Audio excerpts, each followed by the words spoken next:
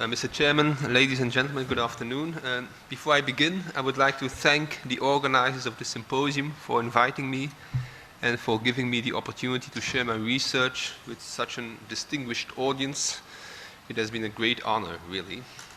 Now, this paper starts from a minor footnote to the history of Ottoman Egypt at the turn of the 17th century. We had an Ottoman punitive expedition, a Tajrida, against a band of marauding Bedouins, which was organized by the local governor Hafiz Ahmed Pasha.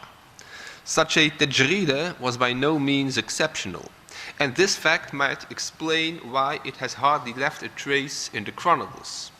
Nonetheless, I have identified 3 unpublished Ottoman works that deal exclusively with this expedition. And it is with 2 of these works that I will engage today, and they are both written by Muhyi Gulshani.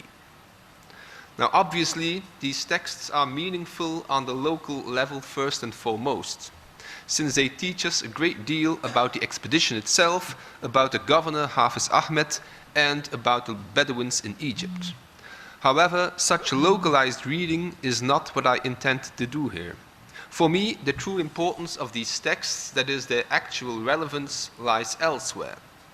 Trifling as this expedition may have been, small as the texts are, and local as their topic and the intended audiences were, by zooming out of the texts and by juxtaposing them, I argue that these texts can easily transcend the triviality of the incident itself and its very circumscribed locality.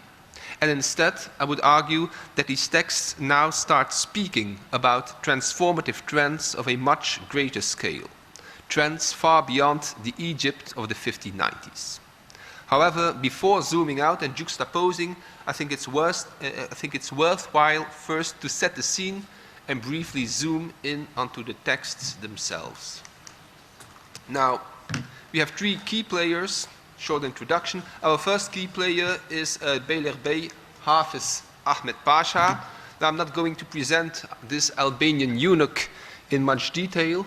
As for his tenure in Egypt, there are quite some historiographical sources available, but these sources prove first and foremost perhaps the paucity of the historical material at hand. What do all these sources teach us? They tell us about Ahmed's impressive building activities and his waqfiyah in Cairo. They also suggest greed and favoritism. They speak of embezzlement of state resources. They mention an undated flood, and they mention our equally undated expedition against the Azala Bedouins. That's all we know about his tenure of 4 years in a province as important as Egypt. That's not a whole lot, of course.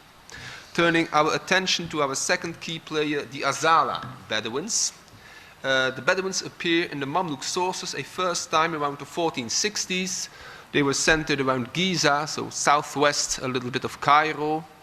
As to be expected, their relation with the state has always fluctuated between cooptation on the one hand and open conflict and state repression on the other. So there's nothing new in the Azala Bedouins' brigandage at the end of the 16th century, nor is there anything new in Ahmed Pasha's expedition against them. It happened before several times and would happen again several times. Now, one more name that needs to be mentioned in this respect is that of the Khabiroular, or the Banu Khabir, pretty much the leading family of the Azala Bedouins. They were more or less the Ottomans' official liaison with the Azala, and significantly, it was always a Khabiri whom the Ottomans appointed as the Sheikh al-Arab, as the head of the district of Giza.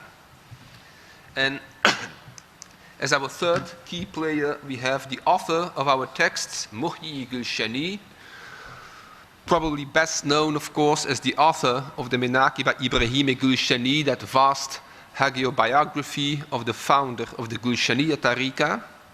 Recent years have witnessed an increased attention for the Gulshaniya by people such as Sida Emre in the States and here in Turkey, Mustafa Koç.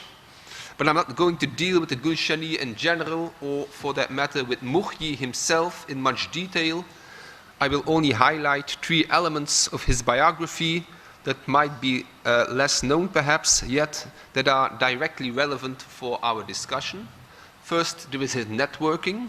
Muhyi actively sought patronage, and he did so by dedicating works to sultans in Cairo and to lesser officials to sultans in Istanbul, and to lesser officials in Cairo. Second, there is his judicial activity. Muhyi was active as a Naib Qadi, a deputy judge in Cairo. And third, there is his personal acquaintance with the Grand Mufti of Istanbul, Abu Su'ud Effendi.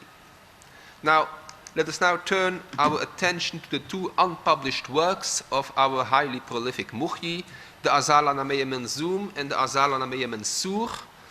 Now, as I said before, I won't offer a detailed or localized reading in much detail, but still I think we cannot proceed without briefly zooming into the texts themselves. First, the Azala-Nameh Manzoom, a Persianizing Mesnevi.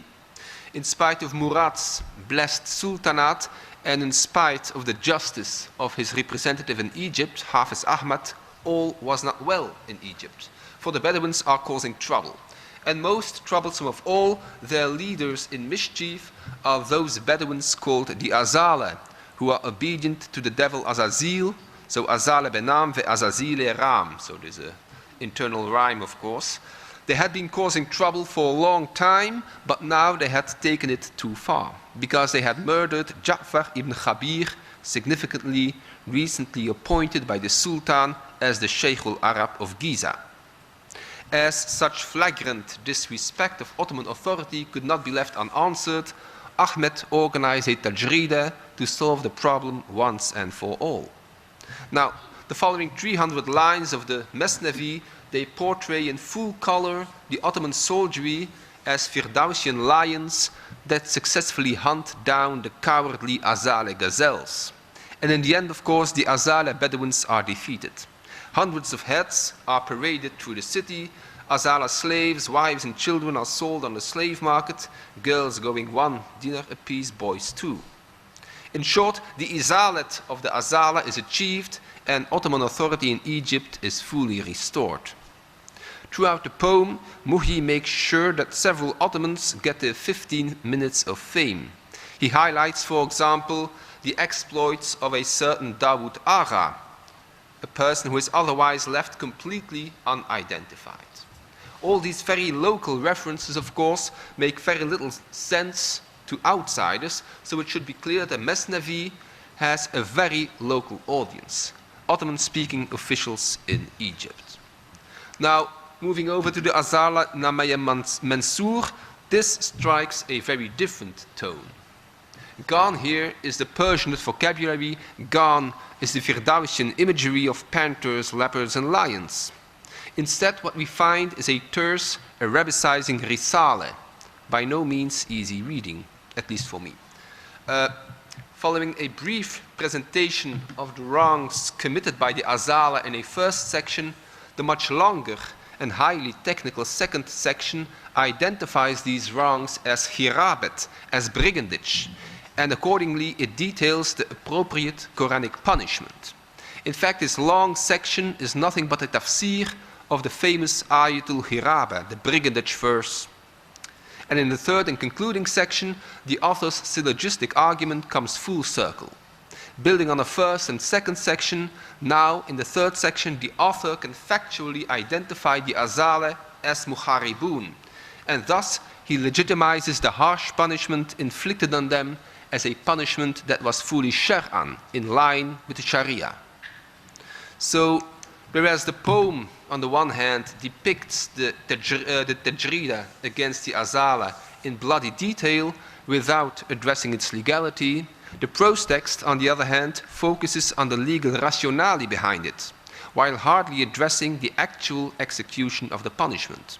In fact, the Risale, the prose text, hints at this punishment only in the most elliptic way in the very last line of the text. Varup gerup, urup gerup, urup kerup, derup geturdiler. Now, we have zoomed in, let us now zoom out. When keeping our distance from these texts, what do we recognize? I think that we can recognize some of the multiple dimensions of Muhyi. And I think that we can also appreciate the ways in which these dimensions combine into one kaleidoscopic personality. Let me just name a few of these dimensions. For one, of course, there is the fact that the work reveals an intimate relation between Muhyi and Ottoman state officials. It also reflects his mundane interests in Cairo. And as such, these works exemplify not only patronage as the main modus operandi of social actors, but more specifically, it demonstrates the ties of the Gulshaniya Tariqa to the world outside its Khalvet cells. Muhyi's tafsir is clearly not of the mystical type, but of the legalistic type. So when we think of him as a Sufi writer, first and foremost, as we always do, we can appreciate Muhyi's Risala as an example of the process of Sunnitization of Sufism, and more specifically of the institutionalization of the Khalvetiyya. For us moderns, perhaps, being both a Fususi and a legally oriented Mutaferris, that might be a combination that sounds inconceivable, but of course not so for Muhyi. And I think it is worthwhile perhaps to look somewhat closer into the tafsir of Muhyi. Muhyi himself did not produce a tafsir, so what tafsir did he follow? Now I did some searching, and as it turns out, what he followed was a tafsir of the Grand Mufti, the Shaykh al-Islam Abu Su'ud Effendi, the Irshad al-Aql Salim. And in fact, at quite some points, Muhyi's tafsir is nothing but a verbatim translation of Abu Su'ud's Arabic original. Compare, let me just give one example. We have Abu Su'ud's Arabic original, Kalam Mustatnif, Sika li bayan hukm naw min anwa' al-qatl, wa ma yata'allaqu bihi min al-fasad bi akhdh al-mal wa naza'irihi. And you can compare that to Muhyi's Ottoman translation, Verbud jumle kalami mustatnif dur, ki inva'i qatl dan bir nef i tun sef kolun mujdur, ve ol qatla muta'allaqolan fasad fe ifsad, ki akhzi mal ve naza'iri dur. A striking similarity. But this similarity on zich is not all that remarkable, perhaps. After all, we know that Muhyi and Abu Su'ud had met in Istanbul several times. We know that at these occasions they had discussed tafsir, and we know that Abu Su'ud's tafsir was finding its way into the religious curriculum around 1600. So that's not all that remarkable. What is more remarkable than the similarity, however, are the implications of this similarity. And in the words of Shuruk Naguib, who has made a study of the Irshad, the composition of Irshad could be thus conceived as an effort to extend and maintain control over the very meaning of the divine book, and hence over not only the geographical realms of Islam, but also the very realms of its religious truth, the Quran. The Ottomans would thus become defenders of the birthplace, the law, and of the central book of Islam. In short, I would say that Muhyi's tafsir gives testimony also to the Ottomanization, Hanafization of the law in the face of realms' religious legal pluralism. Muhyi did not just offer any legalistic exegesis, nor more specifically, he did just offer any Hanafi tafsir. No, he gave one very specific tafsir, and that was Abu Su'ud's tafsir. And this, of course, is about as close as one could get in early modern times to an official, to a state-sanctioned Quranic interpretation. And I think it's very rewarding to read the texts against the background of all these isations, all these big trends of Sunnitization, Hanafization, etc., large transformative trends, increasingly researched by people such as Guy Burak, Baki Tezcan, or Derin Terzioglu. I'm not going to pursue this line of thought here much further. Instead, I would like to take this paper into another final direction. Before doing so, however, allow me first to summarize the texts in a fairly radical way. And a lead to do so I have found in the famous preamble to the Egyptian Qanun Ameh of 1525. A preamble produced in tandem by the Grand Vizier of the day, Ibrahim Pasha, in cooperation with Nishanje Jelalzadeh Mustafa. A famous text, in fact, it has been described as the political and legal manifesto of Suleiman's early reign. This preamble, and that's interesting, this preamble talks of, on the one hand, the Zebane Tir, the tongue of the sword of those empowered to inflict heavy punishment, that is the Ahli Sayfiyya. And on the other hand, it mentions the Tir-e-Zeban, the sword of the tongue of the guardians of the holy law, the Ahli Ilmiyyah. And I think that we can use this dichotomy, we can rephrase this highly evocative dichotomy of sword and tongue to use as a way to summarize the texts. When keeping our distance, what do we see? We see on the one hand a poem that depicts the campaign as siyasat, the people of the sword who make their sword speak in defense of the cause of the Ottoman ruler, this time in his capacity of sultan. We are not in the realm of Sharia here, but we are outside of Sharia, next to Sharia. And on the other hand, we have a prose text. And here we see a prose text that paints a picture of Sharia. The policy against the Azala is presented not as one that is siyasatan, but one that was shar'an, one that was legitimized by, or in fact obliged by, the Quran.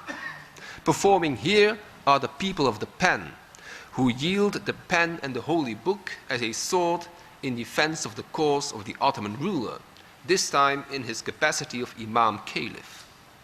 So by zooming out, I would say that we can appreciate these texts as literary reflections of these two important strands of Ottoman imperial legitimization, siyasat and Sharia.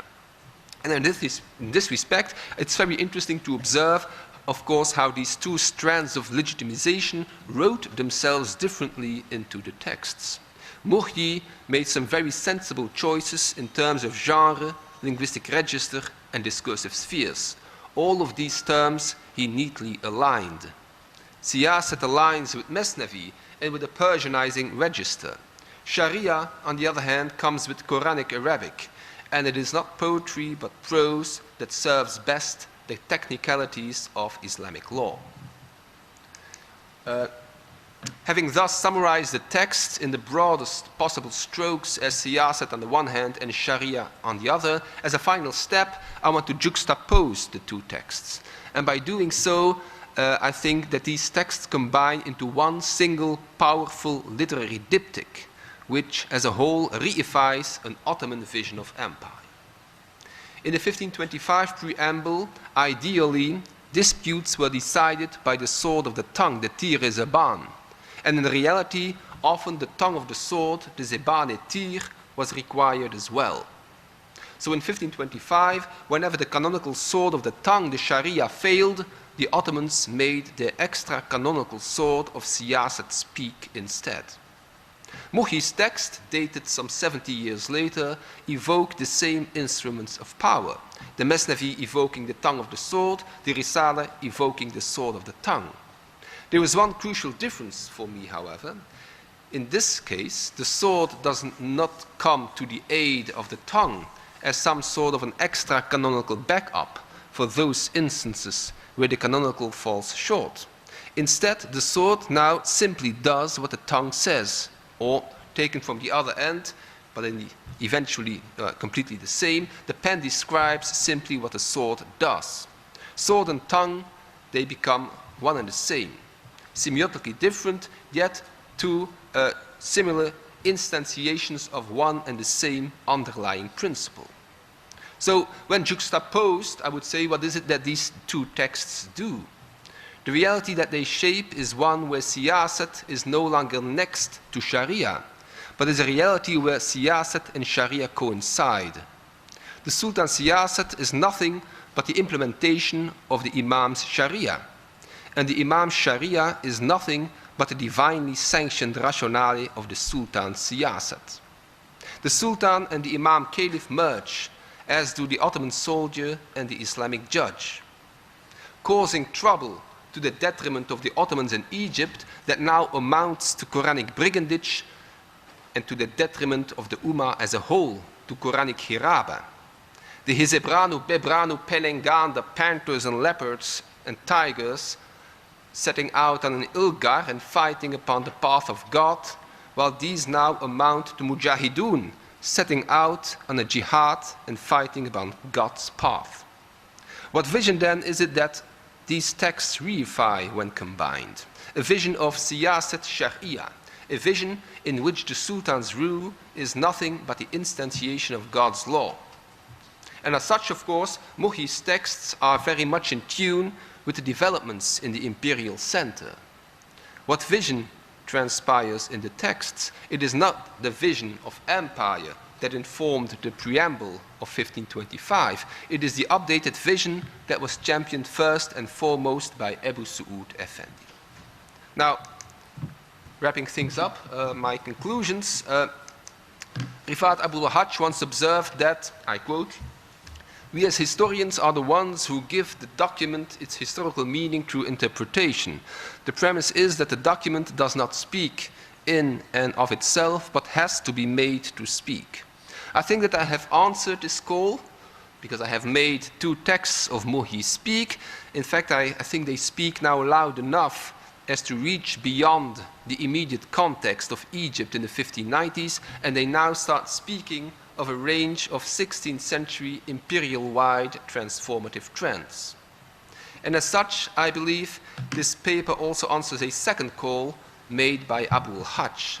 Again, I quote, "Most studies that focus on ideology have portrayed it as a unilateral imposition by the ruling class, and few scholars seem to emphasize the reciprocal dimension of ideology." Now, in my view, in the Azal-an-Names, Muhyi discursively produced not only his own identity, but also that of the Ottoman Empire. And this he did not do in splendid isolation, but in a reciprocal dialogue with other stakeholders. In this instance, first and foremost, Ebu Su'ud Effendi. Of course, the Sheikh al-Islam was absent from Cairo in the 1590s, yet Muhyi made him present there and then, precisely by reciprocating him. And this he did most clearly through his tafsir, where he simply emulated Ebu Su'ud's interpretation of the Quran.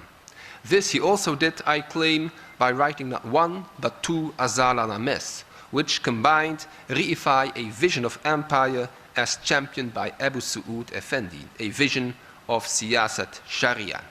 I thank you for your attention. Thank you very much. Okay. Evet, son konuşmayla da tamamlandı. Birkaç soru için zamanımız olabilir. Eğer kafanızda bu son oturumla ilgili özel olarak sormak istediğiniz birkaç soru varsa onları alıp sonra değerlendirme oturumuna geçeceğiz. My question is to Professor Christoph Laster. So, maybe I missed your point, but like, do you? Okay, it's in English. So, so are you proposing like a shift from like Kanun-based, Siyasa-based Ottoman legal system to like a Sharia, more of a Sharia-based system? Like, you know, because in the literature you have this kind of, you know, arguments like, you know, later, you know, from the Kanun, you know, there was a move towards like Sharia, especially in the 17th century. So, are you proposing that these are like produced in different times and with different aims and in different places? So, is this the second one is like a later production that is responding to the changing times and like having like a more Shari language, or like it's just 2 different audiences? Like maybe one is more, you know, soldiers who are maybe like more interested in like, you know, Persian stories, and like, you know, they would enjoy more like a Mesnevi text, and the other is like for higher echelons of power, you know, the upper class, who would just be more interested in a legal language. So what is your point here? Like, it's a shift, or it's just same time 2 discourses like existing together? Well, thank you for your question. That's of course, first of all, of course, he wrote something that was very much in tune with the developments of the time. I think that the very simple fact that he was able to think about this one incident and to write about it from 2 different perspectives that very much, well, that's in sync with the development at this imperial center at that time. I don't think this would have been very plausible in the early days of Suleiman, for example. And later on, I think it lost its meaning as well. But at this particular point, I think that, yeah, he was clearly tapping into something that was happening at the imperial center. Huh? Absolutely. Because we are always, well, it's very easy, of course, as a historian to start focusing on all these stakeholders in the imperial center and the way they produce empire and the ideological vision and things like that. But of course, it always needs to be translated vis-à-vis a local audience. It needs to find its way to the periphery, and that can happen through various means, of course, through architecture, through whatever, and also through texts, absolutely, yeah. If I have answered your question. My question was, Yeah. do they exist at the same time, or like it's just a tiny shift, like you have a shift, because you have a shift in ideas and also in the like maybe the political thought, and so no, it's like the second one is maybe a Okay. text. Okay. My question is this. No, the Or text. It's just the same time, but it's two different audiences.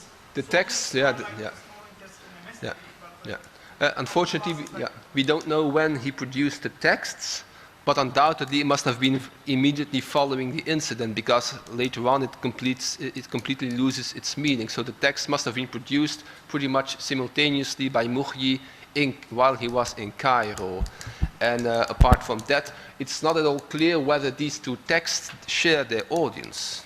Absolutely not. But that's always, ideology is always very much multi-layered, and not only very few people can appreciate every single layer of an ideology. Undoubtedly, some of the soldiery only appreciated the Mesnavi and couldn't care less about the Risala, and the other way around as well. So, but there must have been people who appreciated both. Huh? For example, the local governor, Hafiz Ahmed, who was trained in the Enderun and Topkapi, surely he appreciated both texts. But there weren't that many, probably. Yeah. Okay.